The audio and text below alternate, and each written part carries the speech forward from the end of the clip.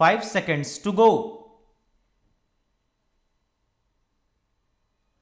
As far as Khadi is concerned, my own practical experience is that the Khadi board does not have sufficient number of centers, especially in the areas which are the most backward.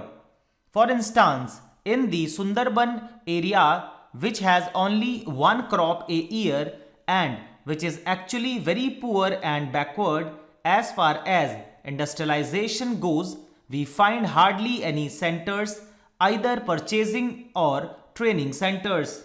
The other thing we note is that the individual who is spinning at home does not know where to take the yarn because there is no publicity or propaganda to help the individual spinners to go and sell their yarn, with the result that although large amounts of subsidy are being given by the government, it is not going to the help of the majority of those who are today wanting some form of cottage industry employment. That is why I feel that it is very essential now that it is being done on a national scale that government purchasing and training centers should be opened in the areas which are most backward, so that we may not notice this type of shortfall at a time when in every village to which you go, the women, especially the agricultural laboring women, crowd round you and ask you how you are going to give them some form of employment. The other thing I want to stress is the question of village industries. This is especially a thing in which a certain amount of research is also required. In these areas, I am afraid nothing has been done, although we approach the industries department again and again. Nobody in the village knows who is the competent authority to tell them how to approach government for help, for research, for the result of research, for production centers, for training or for marketing. If we go to the sub-divisional officer, he is not able to tell us. The whole thing is in such a state of flux that actually the money which is being given is not being utilized by the people who are starving due to unemployment. Some of them have the technical skill also. Some are anxious to find new ways and methods of developing these industries. Yet that is not being done, and I am afraid it is one of the biggest drawbacks of this entire ministry, and it should be removed very quickly.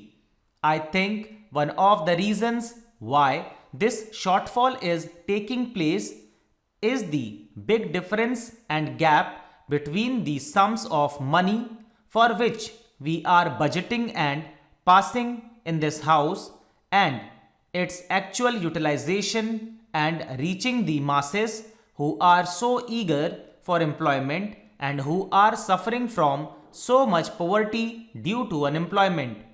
I am in sympathy with the observations made by the previous speaker, because as one who has been connected with one of these boards, I have felt a lot of difficulties in expediting the work and spending the money allotted. I feel that the whole organization does require modification so far as the organizational aspect is concerned. It is known that the government's method of doing anything is rather slow and tardy. The procedure is very difficult and prolonged. And here we have to deal not with one particular section of the people or industry fixed at a particular place. The whole activity is spread over the villages, long distances, and families whose condition the non-officials are in the best position to know and appreciate. Here, the secretary the deputy secretary or the under secretary is sitting in some office, or the deputy minister or minister is sitting somewhere surrounded by secretaries and deputy secretaries. He knows their point of view only. He is obsessed with certain formalities, etc. He is not obsessed with the condition of the poor people, and their difficulties are not realized so much as the difficulties of the secretariat. That is the real problem, and that has to be tackled. As a matter of fact, the question of having a statutory body has been hanging fire for a long time. The Khadi and Village Industries Board consists of a very good set of people who are very enthusiastic, who are people with missionary zeal. They have been doing this work all their life. They are on this board, but they find themselves handicapped because they cannot function independently.